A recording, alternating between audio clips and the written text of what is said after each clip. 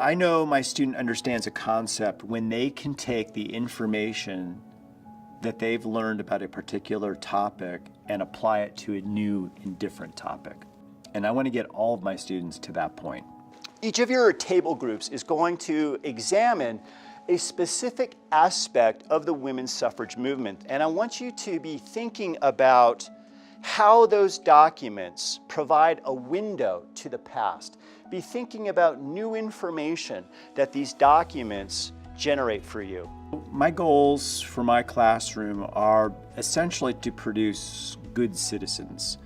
That is, citizens that can think critically about enduring problems.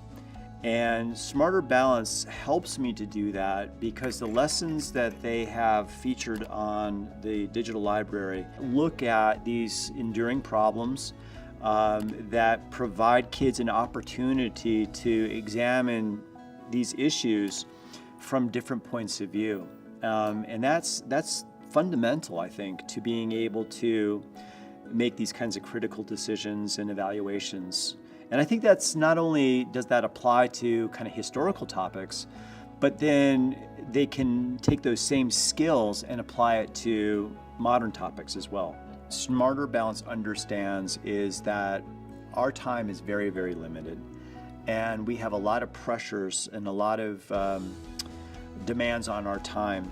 They understand that for us to find new lessons and new content in a way that's easy, that's accessible, that's dependable, is a great resource for us. It's real simple to use. I just click on the link. It takes me to background information regarding the Common Core State Standards, assessment targets, and then it goes into greater detail, giving me a summary of this particular lesson, connections to formative assessments. It also has active links in it so that I can go directly to the Library of Congress to download the primary sources featured in this lesson. And that's exactly what I did. I love the Library of Congress. They have some incredible resources there, but it is definitely not teacher friendly. So this is a great way to access those wonderful resources at the Library of Congress without all the hassle.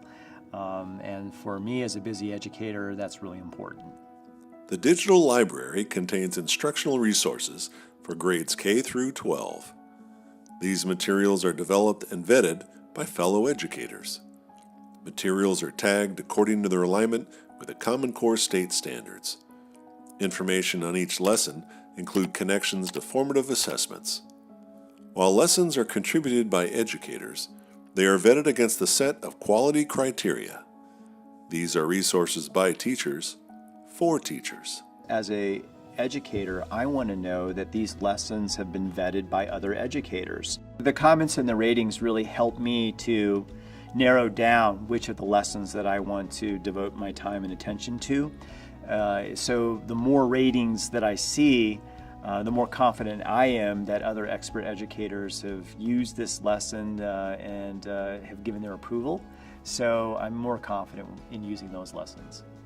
I remember first coming into this profession and teaching history, it was pretty much, here's a worksheet, or here's dates to memorize or events to memorize, and that was pretty much what a history education was. And I think it's one of the reasons why so many people, especially people my age, don't like history. Whereas today, while it's still important to have basic core concepts and or content knowledge, we're moving away from that to one where students are challenged to think critically about these kinds of events. I need tools that give my kids the skills they need to succeed. The digital library from Smarter Balance gives my students those tools.